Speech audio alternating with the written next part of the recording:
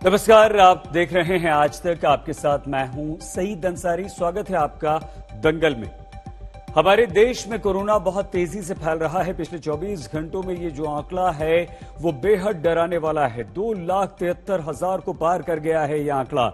मरने वालों की संख्या दिल बैठा देती है, लेकिन उससे ज्यादा तकलीफ उस समय होती है जब अस्पतालों की कमी होती है। अस्पतालों में बेड नहीं मिलते, बेड मिल जाए तो ऑक्सीजन नहीं मिलती, वेंटिलेटर की बात तो बहुत दूर है।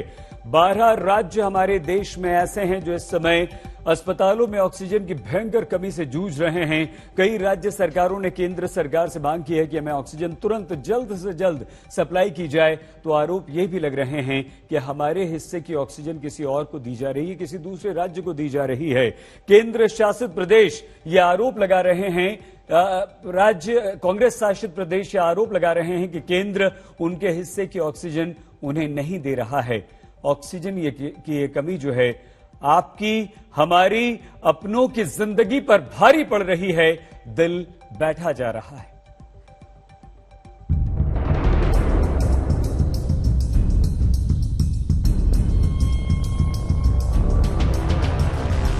कोरोना की दूसरी लहर में उखड़ती सांसों को थामने के लिए ऑक्सीजन सिलेंडर्स को लेकर चीख पुकार मची है। देश भर के अस्पतालों में ऑक्सीजन की सप्लाई को लेकर सबसे ज्यादा आवाजें उठ रही हैं और साथ ही राजनीति भी हो रही है।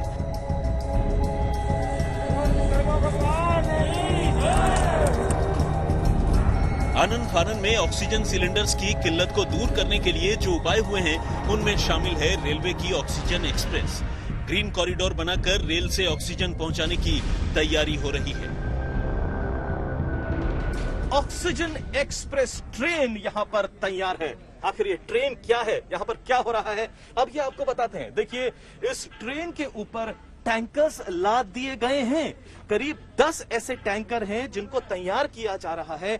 और ये जो टैंकर आप देख रहे हैं, अब ये टैंकर जाएंगे वाइजैक, जमशेदपुर, राउरकेला, बोकारो, और वहां से लिक्विड मेडिकल ऑक्सीजन, जिसकी इस वक्त पूरे राज्य में सबसे ज्यादा किल्लत है, उसको लेकर आएंगे, जिससे मरीजों की जान बचाई जा सके। Government of Maharashtra Indian railway के साथ मिलकर यह प्रयास कर रही है। मेडिकल ऑक्सीजन की कमी के मद्देनजर लखनऊ पीजीआई अस्पताल में ऑक्सीजन प्लांट की शुरुआत भी हुई है।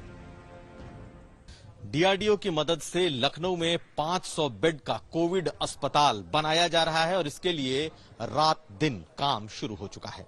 ये अवध शिल्प ग्राम है और हम पहले आपको अवध शिल्प ग्राम को दिखा देते हैं। बहुत बड़े एरिया में फैला हुआ ये अवध शिल्प ग्राम है, जहां बड़े बड़े कार्यक्रम, बड़े बड़े औद्योगिक मेले लगते हैं, लेकिन अब इसे कोविड अस्पताल में तब्दील किया जा रहा है और डीआरडीओ और राज्य सरकार इसे रात दिन मिलकर बनाने में जुटी है।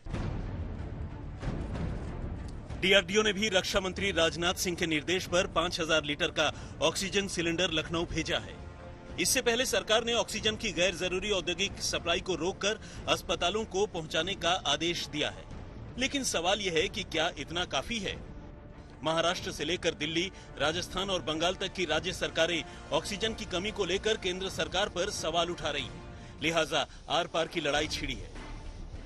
जो ऑक्सीजन की कमी है महाराष्ट्र में, हमें और ऑक्सीजन लगभग 300-400 टन की जरूरत है, जो अन्य राज्यों से लाना पड़ेगा। हमारे से नजदीक में बहुत सारी स्टील के प्लांट है अन्य राज्यों में, जहां से स्टील के प्लांट से ऑक्सीजन लाया जा सकता है, लेकिन कहीं ना कहीं वो चीजें नहीं हो रही। अपना दागी चेहरा छुपाने के लिए शिवसेना को केंद्र की ओर उंगली दिखाना ये उनकी राजनीतिक मजबूरी है। केंद्र सरकार की ओर उंगली दिखा करके चुप नहीं सकती। यह बात को शिवसेना कान खोल करके सुन ले। जब ऑक्सीजन जैसी चीजों को लेकर हाहाकार मचा हुआ है, तो अब बेकाबू कोरोना मामलों को लेकर प्रतिबंध कड़े होते जा रहे हैं। दिल्ली में आज रात 10 बजे से अगले सोमवार की सुबह 5 बजे तक लॉकडाउन लगा है। आपकी सरकार को ये लगता है कि दिल्ली में कुछ दिन के लिए लॉकडाउन लगाना जरूरी है, तो आज रात को 10 बजे से अगले सोमवार को सुबह 5 बजे तक 6 दिन के लिए दिल्ली में लॉकडाउन लगाया जा रहा है। उनसे मैं खास तौर से हाथ जोड़ के अपील करना चाहता हूं, ये छोटा सा लॉकडाउन है, 6 दिन का, दिल्ली छोड़ के मत जाइएगा। इस बीच राजस्थान ने भी जन अनुशासन पखवाड़ा के तहत 3 मई तक लॉकडाउन लगा दिया है। मुंबई से पंकज उपाध्याय और लखनऊ से कुमार अभिषेक के साथ आज तक ब्यूरो। कोरोना बहुत तेजी से दूसरी लहर के रूप में हमारे देश में फैल रहा है। पूरा देश परेशान है। कई राज्य तो इसमें सबसे ज्यादा, जैसे महाराष्ट्र, दिल्ली, उत्तर प्रदेश, मध्य प्रदेश। लेकिन ऑक्सीजन की कमी है अस्पतालों में और ऑक्सीजन की कमी से मरीज मर रहे हैं। ये बेहद दुखदाई है। डॉक्टर संबित पात्रा इस वक्त हमारे साथ हैं, डॉक्टर अजय कुमार हमारे साथ हैं, रिजू दत्ता जी, और हमारे साथ इस वक्त हैं संजीव झा जी। आप सभी को नमस्कार, बहुत आपका धन्यवाद संकट की इस घड़ी में यहां पर उपस्थित होने के लिए। संबित जी, अजय जी, रिजू जी और संजीव जी, हम राजनीति न करके अगर आज समाधान पर चर्चा करें, एक दूसरे के दुख दर्द को समझें तो बेहतर होगा। संबित जी, शुरुआत आपसे। क्या आप ये मानते हैं संबित जी कि हमारे देश में ऑक्सीजन संकट है? क्या आप ये मानते हैं संबित जी कि हमारे देश में कई राज्यों में और उन राज्यों के कई शहरों में ऑक्सीजन की कमी से मरीजों की मौत हो रही है? संबित जी, क्या आप ये मानते हैं कि अभी ऑक्सीजन की जितनी मांग है उतनी सप्लाई कर पाना हमारे लिए संभव नहीं है? क्या आप ये मानते हैं संबित जी, आज बिना राजनीतिक दल के नेता, प्रवक्ता से दूर होकर एक भारतवासी के तौर पर, कि हां, हम कहीं ना कहीं स्थिति को भांपने में फेल रहे हैं और हमने तैयारी नहीं की, जिस तैयारी न होने की वजह से आज हमें ऑक्सीजन की कमी, मौतों का आंकड़ा इतना बढ़ता हुआ देखना पड़ रहा है? संबित जी। देखिए शाहिद भाई, आपने सही कहा कि आज के दिन ना कोई किसी पार्टी का प्रवक्ता है, आज हम हिंदुस्तानी हैं और बिना राजनीति के कुछ विषय जो जनता को जानना चाहिए वो जनता के बीच में रखेंगे। पहली बात तो है फेक न्यूज, झूठ फैलाने की कोशिश, झूठी बातें हम में से किसी को नहीं करनी चाहिए। जो यथार्थ है उसको जनता के बीच में रखना चाहिए। इसमें कोई दो मत नहीं है कि बहुत भारी मात्रा में हमारे मरीज पहुंच रहे हैं, कई लोगों को बेड नहीं मिल रहा है, कई लोगों को ऑक्सीजन की कमी हो रही है।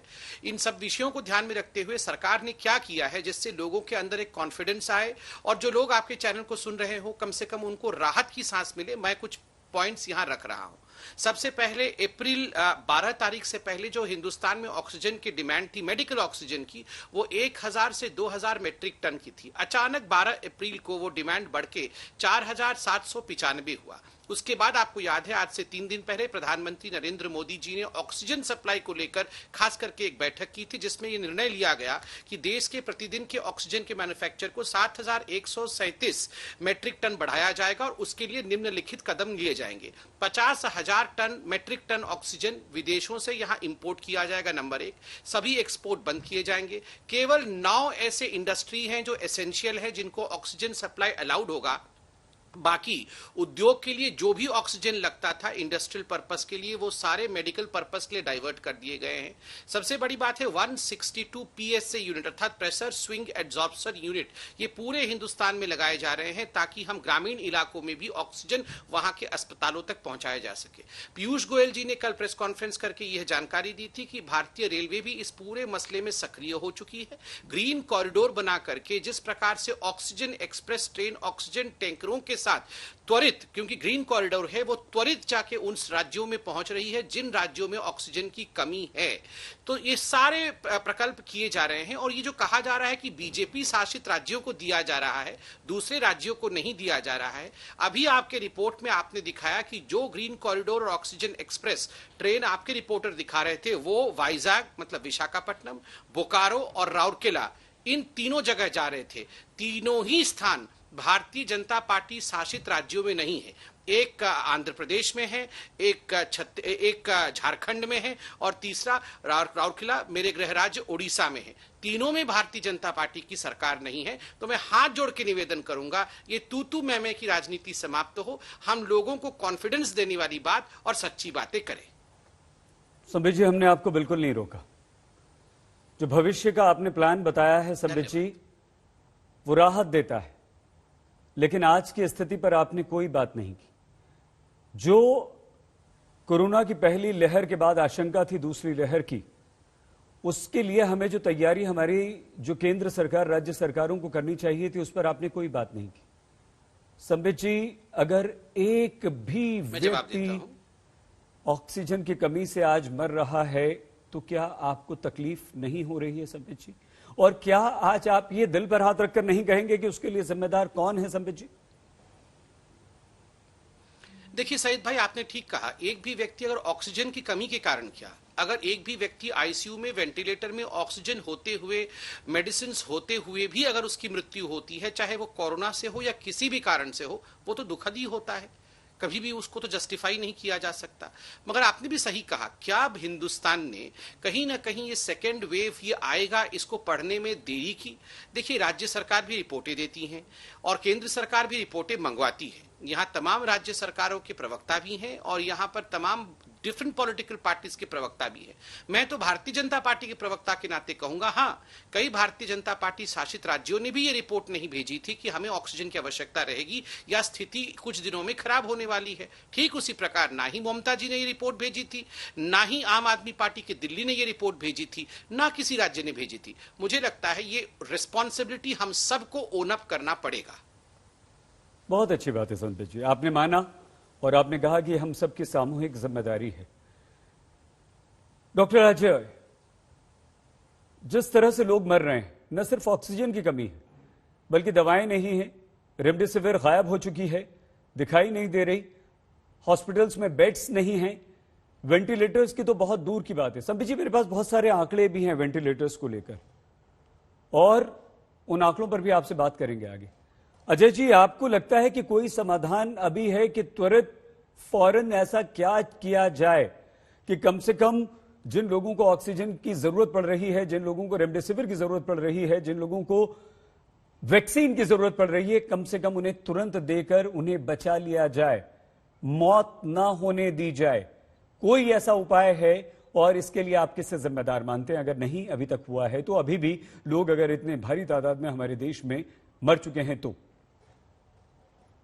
देखिए सैयद जी, संबित जी की बात बहुत से सुन रहा था, लेकिन पहले तो हम लोग को ईमानदारी से देखनी पड़ेगी कि हम क्यों स्थिति पर पहुंचे। जैसे ऑक्सीजन के जो विषय अगर हम देखें कि ये निर्णय लिया गया था कि 150 हॉस्पिटल, अब 130 और जोड़ती है, 150 हॉस्पिटल देश भर में ऑक्सीजन मैन्युफैक्चरिंग सिस्टम को लगाएंगे, ऑक्सीजन बनाने वाली जो है संयंत्र को लगाएंगे हर एक अस्पताल। लेकिन इसके टेंडर्स जो है मार्च 2020 में जो है वायरस पूरी तरह से लॉकडाउन होती है, इसके टेंडर जो है सिर्फ 200 करोड़ रुपए के टेंडर। केंद्र सरकार ये टेंडर 200 करोड़ के टेंडर अक्टूबर में निकालती है। केंद्र सरकार ये टेंडर अक्टूबर में निकालती है। और तो और अब चिंता की और दुख की बात यह है, एक इन्वेस्टिगेटिव रिपोर्ट आई है, वो हर एक न्यूज पोर्टल में चल रहा है, 60 अस्पताल से बातचीत हुई थी और उसमें से सिर्फ 5 अस्पताल में लगा। और आप ठीक कह रहे हैं, क्योंकि एक श्यामा प्रसाद मुखर्जी हॉस्पिटल लखनऊ में भी वही स्थिति है। तो ये ऐसा नहीं है कि अन्याय जो है इनके अपने प्रदेश के साथ भी हो रहे हैं और भारत के हर प्रदेश के साथ भी। एक तो वो, दूसरी बात है कि यदि वैक्सीन मैन्युफैक्चर टीवी पर आकर, भारत के श्रेष्ठ वैक्सीन मैन्युफैक्चर टीवी पे आकर कह रहे हैं कि अमेरिका से जो है अगर हमको रॉ मटेरियल नहीं मिलेंगे तो हम वैक्सीन आगे नहीं बना पाएंगे, उस पर कोई सरकार की तरफ से कोई बात नहीं।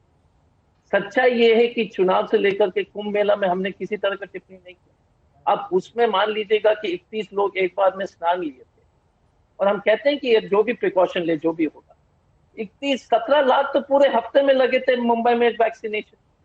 अब इसकी जो क्या, क्योंकि देखिए नैतिकता का मतलब है कि आपको वैसे निर्णय लेना चाहिए जो राजनीतिक ढंग से हो सकता है नुकसान हो, लेकिन लेना ही चाहिए।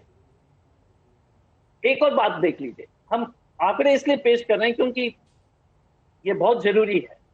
अब एम्स के चर्चा करते हैं। एम्स का बजट 3,800 करोड़। इस एम्स के अंदर 7,000 नर्सेस हैं, 8,000 नर्सेस हैं, 4,000 के आसपास डॉक्टर्स, 4 बिल्डिंग खाली पड़ी हुई है। अगर उसको खोल देंगे तो आपको 10,000 से 15,000 बेड्स मिल जाए। आसपास है कम से कम पंजाब, हरियाणा, दिल्ली वगैरह जो है, नोएडा वोएडा, एनसीआर के कम से कम सीरियस लोग को तो जो है उस पर आप कार्रवाई कर सकते हैं। इस पर कोई चर्चा ना किसी तरह की बात है, ये सच्चाई। दूसरी बात है रेमडेसिविर अगर दवाई जो है संबित जी, और मैं सबसे अनुरोध करूंगा कि ये रेमडेसिविर अगर दवाई मिलती है तो दुख होता है कि अगर मान लीजिएगा कि 5,000 किसी के पास मिल जाती है किसी भी विशेष राजनीतिक दल, इसलिए नहीं कह रहा क्योंकि संबित जी भी डॉक्टर, हम भी डॉक्टर हैं, लेकिन इस तरह की जब बातें सार्वजनिक हो रही है कि रेमडेसिविर कुछ लोग को मिल जाता है तो स्पष्ट हो जाता है कि किस तरह का जो है बातें हो रही। आखिरी में हम ये कहेंगे कि जिम्मेदारी क्या है, वैक्सीनेशन की जो जिम्मेदारी या वैक्सीनेशन का जो जिस तरह का रणनीति बननी चाहिए थी, पूरे देश कम से कम केंद्र सरकार को मालूम था कि सीरम इंस्टीट्यूट का जो है क्षमता 70 लाख के आसपास है महीने का। भारत बायोटेक का 10 लाख था, उसको जो 150 लाख तक बनाने की कोशिश की जा रही थी, लेकिन अभी तक तो ईच स्थान करके जो है 1 करोड़, जबकि सभी वैक्सीनेशन अब सभी तरह का जो है बाकी वैक्सीन का मैन्युफैक्चरिंग अब बंद करेंगे। 1 करोड़ 1 महीने में आपकी क्षमता है। और इस पर मैंने एक लेख भी लिखा था आज ही में आउटलुक में, और इस पर मैंने इसलिए कहा था कि जिस तरह से आंकड़े जो छिपाए जा रहे हैं, अगर आप शमशान घाट में अगर आप टिन शेड लगाएंगे ताकि इसकी रिपोर्टिंग नहीं हो, अगर जो है पैथ लैब्स को बोल देंगे कि जो है रिपोर्ट मत कीजिए, तो पहुंचेंगे हॉस्पिटल में क्योंकि जिस पे इन्फेक्शन उसको लगेगा कुछ नहीं है और भयावह स्थिति होगी। तो वर्तमान में भारत में और हर एक सरकार हो सकती है कर रही है, लेकिन जिस तरह से हम लोग आंकड़े भी छिपा रहे हैं, ये विस्फोटक स्थिति पैदा कर रही है।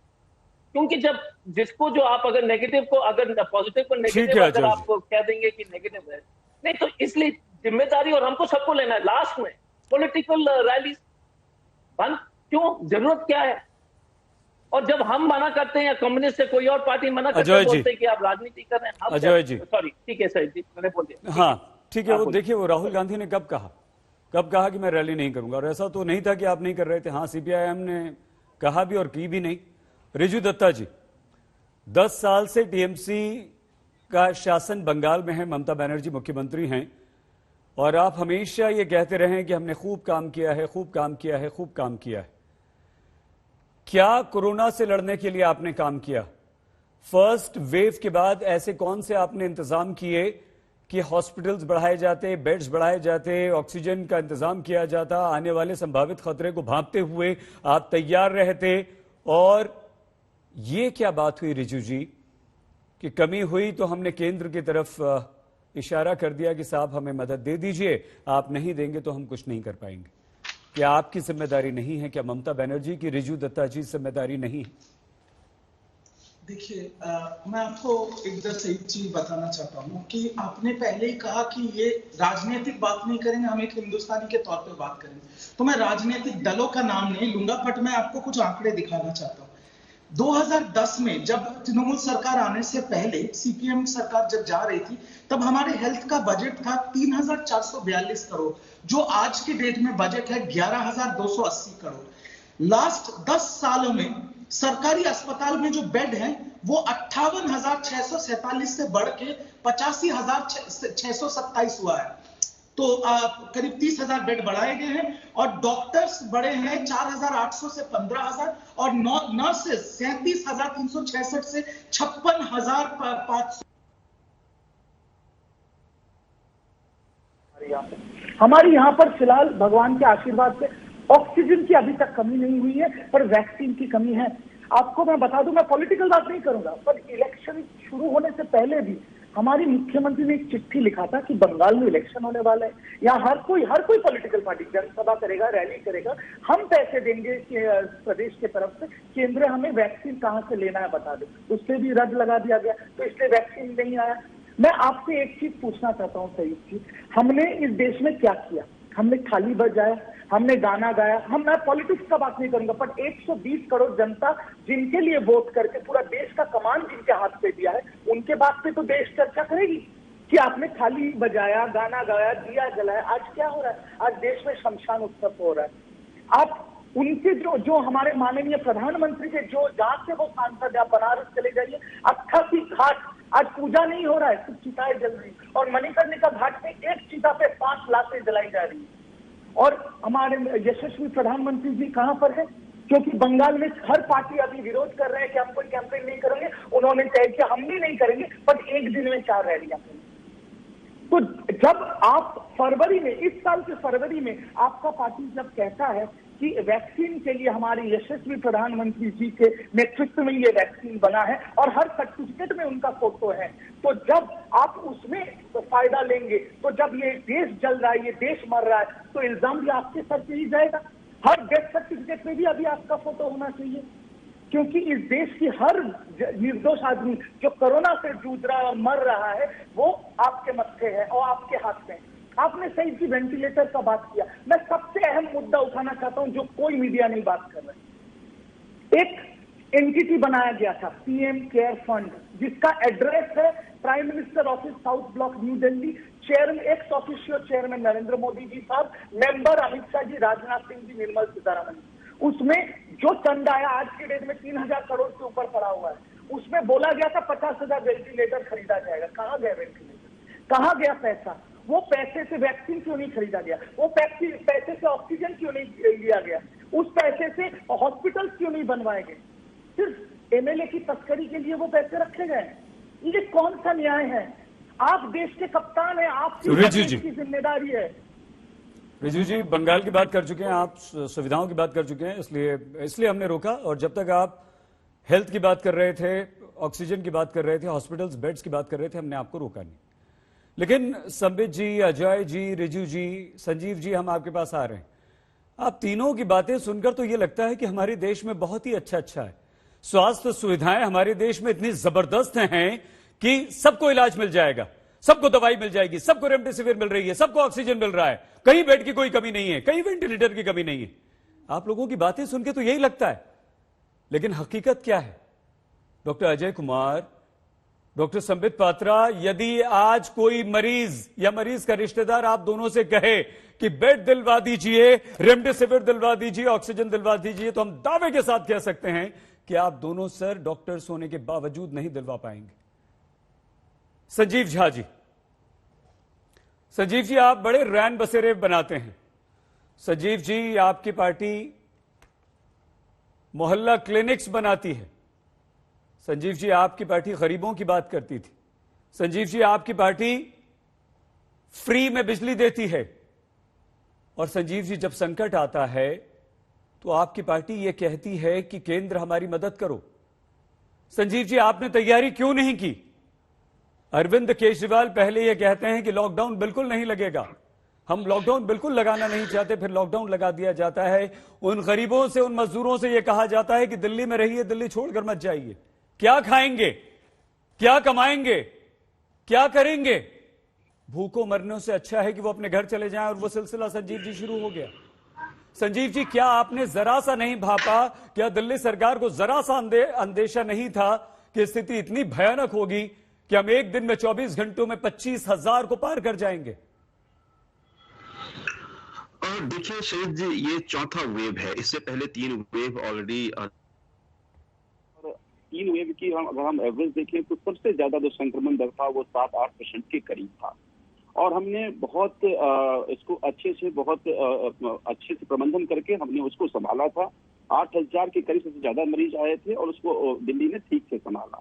5 साल में चूंकि हेल्थ में खूब काम हुए, मोहल्ला क्लिनिक खूब बना, पॉलीक्लिनिक खूब बना, हॉस्पिटल्स बना, यही कारण है कि हमने सब मरीजों का भी किसी कॉरिडोर में अपने मरीज नहीं देखा होगा। हाँ, लेकिन अब संक्रमण का दर 30% है और लगभग 25 हजार पेशेंट्स रोज आ रहे हैं। लेकिन 25,000 पेशेंट आने के बावजूद आप दिल्ली में किसी हॉस्पिटल कॉरिडोर में आपको पेशेंट नहीं देखने को मिलेगा। हम आप देखिए यूरोप के बहुत सारे ऐसे कंट्रीज जहाँ की 5,000-6,000 अगर पेशेंट आए तो लोगों को खूब चीखना चिल्लाना हुआ, कॉरिडोर्स में पेशेंट्स मिले। लेकिन दिल्ली में कोई बेशी हालात नहीं दिखे। लेकिन कितने भी अच्छे हेल्थ मेजर्स क्यों ना हो, उसकी अपनी एक सीमाएं हैं। जैसा मैंने पहले कहा कि सबसे ज्यादा तीसरे वेव तक 8,000 पेशेंट से इस पर 25,000 पेशेंट आए हैं। तो लगातार मुझे लगता है कि देश में कोई एकमात्र ऐसे मुख्यमंत्री होंगे जो 2 बार अपने अधिकारियों की समीक्षा बैठक कर रहे हैं, इसको कैसे और बेहतर तरीके से प्रबंधन करें, उसको लेकर मीटिंग हो रही है। दिल्ली के हेल्थ मिनिस्टर, दिल्ली के डिप्टी सीएम सभी हॉस्पिटल्स में जा रहे हैं, हम सभी विधायक हॉस्पिटल्स में जा रहे हैं, क्योंकि दिल्ली राजधानी है। दिल्ली में दिल्ली के नहीं, संजीव जी, 6 दिन में इस दिल्ली में स्थिति सुधर जाएगी। दिल्ली में हर मरीज को बेड मिल जाएगा, 6 दिन में हर मरीज को ऑक्सीजन, रेमडेसिविर मिल जाएगी, या लॉकडाउन आगे बढ़ेगा? मैं आ रहा हूँ उस बात पे, मुझे कंप्लीट करने दीजिए। आपने सबको बोलने दिया, मुझे भी बोलने दीजिए। तो मैंने जैसा आपको कहा कि अब 25,000 पेशेंट आने के बाद लगातार समीक्षा बैठक के बाद बहुत सारे लोगों के कहना था, क्योंकि हम दिल्ली के बैंक्वेट हॉल, दिल्ली के हॉस्पिटल्स और जितने भी हेल्थ मेजर्स एक्सपर्ट कर रहे हैं सब ले रहे हैं, तो बहुत सारे एक्सपर्ट का ये कहना था, डॉक्टर्स का ये कहना था कि अगर हम छोटा एक लॉकडाउन लगा लें तो उसमें अपने हेल्थ मेजर्स को भी ठीक कर लेंगे, और लॉकडाउन से ऐसा नहीं है कि ये कंटेमिनेशन रुक जाता है, बट थोड़ा धीमा जरूर होता है। तो दोनों बात हमारे साथ हो जाएगी, पूरे कम हो जाएंगे और अपने हेल्थ मेजर्स को हम ठीक कर लेंगे। बढ़ेगा या इतना ही रहेगा 6 दिन का? संजीव जी, कि मैं हमेशा लॉकडाउन के खिलाफ रहा हूं। मैं मानता हूं कि लॉकडाउन से कोई बीमारी रुकने वाली नहीं है, लेकिन ये छोटा लॉकडाउन के जरिए अपने हम हेल्थ मेजर्स को ठीक कर लें, जो हम ऑक्सीजन बेड बढ़ा लें, जो बाकी आप मेडिसिन की बात कर रहे हैं उसको ठीक कर लें, ताकि ये अगर इससे आगे बढ़ता है तो दिल्ली के लोगों को ये बेड को लेकर या ऑक्सीजन को बेड को लेकर या और चीजों को लेकर समस्याएं ना हो। ठीक है। पिछले 24 घंटों में 2,73,000 से ज्यादा कोरोना के मरीज, लेकिन इस वक्त एक बड़ी खबर आ रही है। चर्चा पर लौटने से पहले हम आपको बता दें कि इलाहाबाद हाईकोर्ट ने एक बड़ा आदेश दिया है, फैसला सुनाया है। उत्तर प्रदेश के 5 शहरों में लॉकडाउन का आदेश इलाहाबाद हाईकोर्ट की तरफ से दिया गया है। प्रयागराज, वाराणसी, कानपुर, गोरखपुर, इन सभी जगहों पर लॉकडाउन लगा देने का आदेश इलाहाबाद हाईकोर्ट ने दिया है। लखनऊ, कानपुर, प्रयागराज, वाराणसी में ये लॉकडाउन लगाया जाएगा। तो ये 5 वो शहर हैं जहां पर इलाहाबाद हाईकोर्ट ने कहा है कि आप लॉकडाउन लगा दीजिए, क्योंकि 30,000 से ज्यादा पिछले 24 घंटे में केसेस आए हैं, कोरोना के केसेस आए हैं। उत्तर प्रदेश में स्थिति बहुत ज्यादा बिगड़ रही है और उत्तर प्रदेश में अब कोरोना ऐसा लगता है कि अपना नया ठिकाना बना रहा है। लेकिन आज हमारे देश में स्थिति यह है कि 2,73,800 से ज्यादा पिछले 24 घंटों में कोरोना पेशेंट्स आ चुके हैं। 1,600 से ज्यादा लोगों की मौत हो चुकी है। ये आंकड़े बेहद डराने वाले हैं, और ये आंकड़े इसलिए भी डराने वाले हैं क्योंकि कोई घर ऐसा नहीं है जहां आज खुशी मनाई जा रही हो। किसी घर से किसी का पिता चला गया, किसी से किसी की मां चली गई, किसी का बेटा चला गया, किसी के बच्चे चले गए। हर घर की कहानी बेहद दर्दनाक है। कहीं शादी की खुशियां मातम में तब्दील हो गईं, तो कहीं जवान बेटे के कोरोना से गुजर जाने पर माता पिता ने अपने प्राण त्याग दिए। संबित पात्रा जी, संबित जी, दर्द ही दर्द है, तकलीफ ही तकलीफ है।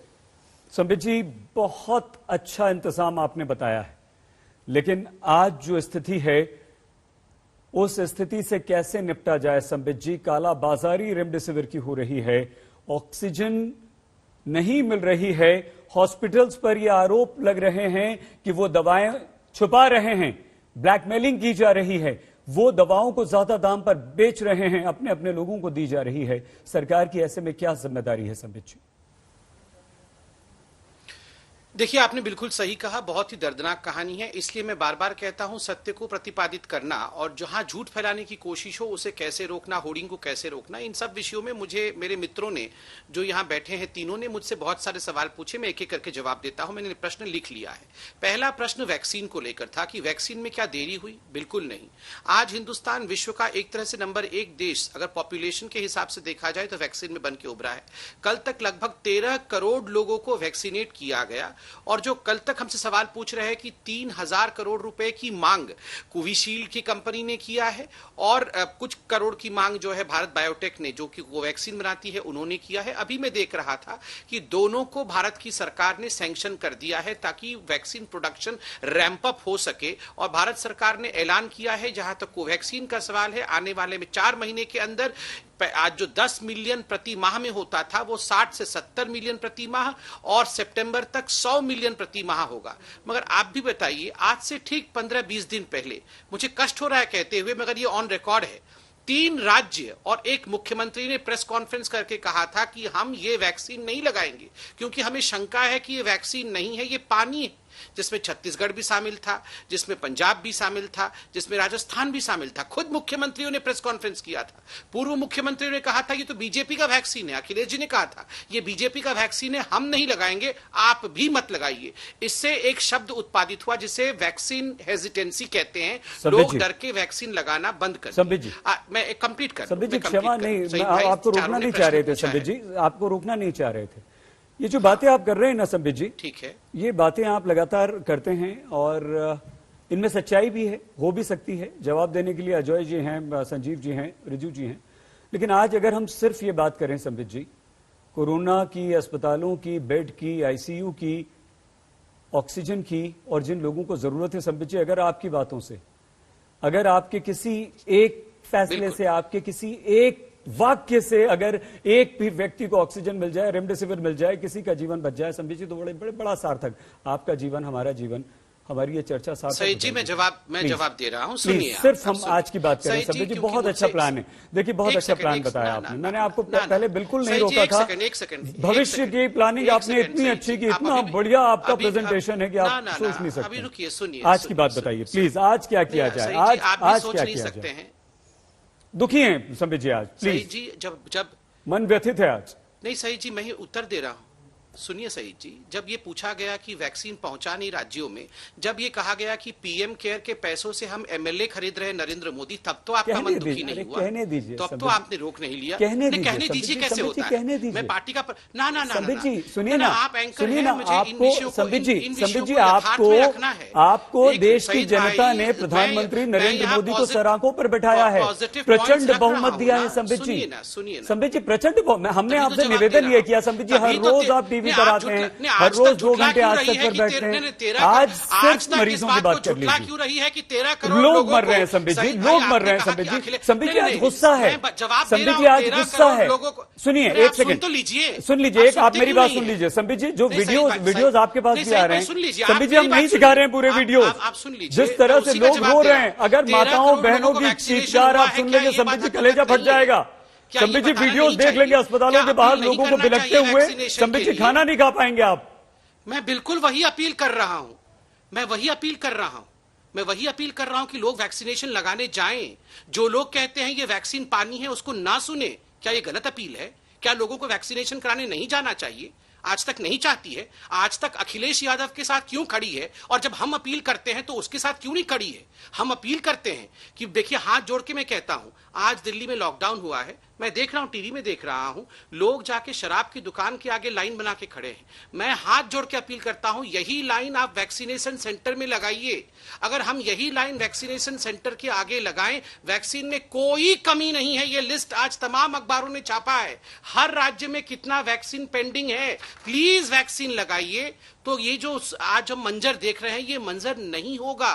ठीक है, आप सब कुछ लीजिए, एसेंशियल आइटम सब कुछ हो सकता है, मगर वैक्सीन भी एक एसेंशियल आइटम है। प्लीज वहां जाइए, मैं ये निवेदन कर रहा हूं। दूसरी बात मैं कहना चाहता हूं, यहां कहा गया कि वेंटिलेटर्स नहीं गया और पीएम केयर फंड का क्या हुआ। कल के इंडियन एक्सप्रेस में एक आर्टिकल देखिए कि 17 वेंटिलेटर पीएम केयर फंड के माध्यम से कई ऐसे राज्य हैं, यहां पुणे का जिक्र किया गया है, एक शहर में पुणे में 17 वेंटिलेटर इज गैदरिंग डस्ट। मैं उन तमाम राज्यों से, चाहे वो बीजेपी शासित राज्य क्यों ना हो, उन राज्यों से कहूंगा जो वेंटिलेटर पीएम केयर फंड के माध्यम से, 50 वेंटिलेटर पंजाब में है और बीजेपी शासित राज्य में भी हो सकते हैं, वो प्लीज वेंटिलेटर्स को निकालिए। Don't let them gather dust, उनको बंद मत रखिए। सुप्रीम कोर्ट ने भी इस पे अपना ऑर्डर दिया है, आप निकालिए, उसे यूज करिए। रेमडेसिविर को लेकर कहा गया है 2000 रुपए सरकार ने कम किया है रेमडेसिविर पे।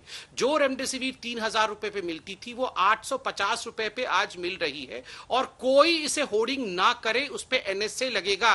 उत्तर प्रदेश की सरकार ने, मैं एक उदाहरण दूंगा, एक निर्णय लिया है कि जो भी होर्डिंग करेगा उस पे नेशनल सिक्योरिटी एक्ट लगेगा। मैं चाहता हूं बाकी राज्य भी इसको फॉलो करें, चाहे वो हमारे राज्य हो या दूसरे शासित राज्य हो, और एनएसए जैसे स्ट्रिंजेंट मेजर्स होर्डर्स के ऊपर लगाए जाए। यहां पर कहा गया कि थाली बजाने और ताली बजाने की बात नरेंद्र मोदी जी ने ठीक है संबित जी। देखिए, चूंकि आपने उस समय उनको रोका नहीं था, मैं कहना चाहूंगा थाली और ताली कोरोना को भगाने के लिए नहीं, कोरोना वॉरियर्स को किस प्रकार एनकरेज किया जा सके उसके लिए था। इसलिए हम यहां पर झूठ न फैलाएं कि कोरोना को भगाने के लिए थाली और ताली बजाया गया था।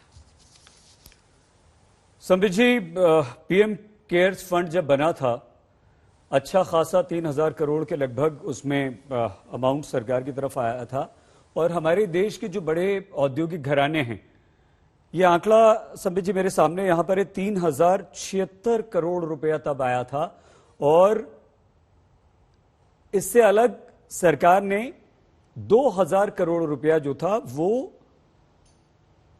सीधे सीधे यहां पर अलॉट कर दिया था कि वो हम हेल्थ केयर के लिए दे देंगे और उससे हम वेंटिलेटर्स देश भर में पहुंचाएंगे।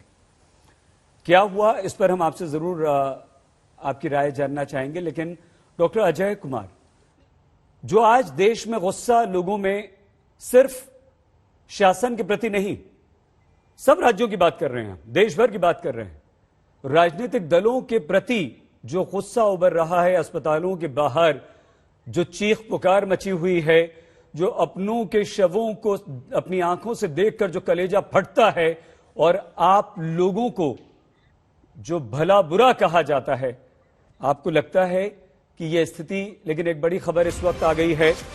हम इस चर्चा को आगे बढ़ाएं, लेकिन कोरोना को लेकर प्रधानमंत्री नरेंद्र मोदी की अहम बैठक जारी हो चुकी है। देश भर के डॉक्टर्स के साथ पीएम ये बैठक कर रहे हैं। देश भर के बड़े डॉक्टर्स के साथ ये वर्चुअल मीटिंग हो रही है और इसमें कोरोना से कैसे निपटा जाए, कोरोना पर जो स्थिति है उस पर कैसे काबू पाया जाए, किस तरह से कोरोना के मरीजों का इलाज किया जाए, प्रधानमंत्री नरेंद्र मोदी ये चर्चा कर रहे हैं। ये बैठक इसलिए भी महत्वपूर्ण है, इसलिए भी काफी जरूरी है क्योंकि आज इस वक्त हमारे देश में कोरोना की स्थिति बहुत ज्यादा गंभीर हो गई है, विस्फोटक हो गई है। देश भर के डॉक्टर्स वर्चुअली प्रधानमंत्री नरेंद्र मोदी के साथ इस समय जुड़ चुके हैं और ये बैठक इस वक्त यहां चल रही है। देखना यह होगा कि इसमें क्या निकल कर आता है। डॉक्टर अजय कुमार, हम ये चारों से सवाल है आपसे और चारों को हो सकता है समय ना मिले अपनी प्रतिक्रिया देने के लिए, लेकिन डॉक्टर अजय, आज राजनीतिक दलों, राजनेताओं के प्रति गुस्सा है। जनता सिर्फ आप लोगों को अपना प्रतिनिधि इसलिए बनाती है, चुनती है कि आप उनकी मदद कर पाएं। क्या आज आप कोई मदद कर पा रहे हैं? किसी को रेमडेसिविर दिलवा पा रहे हैं, किसी को ऑक्सीजन दे पा रहे हैं, किसी को बेड दिलवा पा रहे हैं, या ऐसे ही बाहर लोग मरते रहेंगे? क्षमा चाहते हैं, बहुत सारी खबरें आ गई थी, इस वजह से सबको मौका नहीं मिल पाया। आपको नहीं डॉक्टर अजय, आपको भी हम समय नहीं दे पाएंगे क्योंकि अगले कार्यक्रम का समय हो रहा है। आप सभी से हाथ जोड़कर निवेदन यह है कि बहुत बढ़िया आपका पावर पॉइंट प्रेजेंटेशन है, भविष्य की बहुत अच्छी रणनीति है चारों के पास, चारों की सरकारों ने सुन के ऐसा लगता है कि हमारे देश में बहुत जबरदस्त काम हुआ है, ऐसी सुविधाएं कहीं पर भी नहीं है। लेकिन प्लीज अस्पतालों में जाइए, सड़कों पर निकलिए, लोगों से बात कीजिए, जिन लोगों को दवा की जरूरत है उन्हें दवा दिलवाइए, जिन्हें ऑक्सीजन की जरूरत है उन्हें ऑक्सीजन दिलवाइए, कुछ तो लोगों की मदद कीजिए, वरना आप नेताओं पर से हमारा भरोसा पहले ही उठ चुका है, जो थोड़ा बहुत बचा है वो भी उठ जाएगा। देखते रहिए आज तक।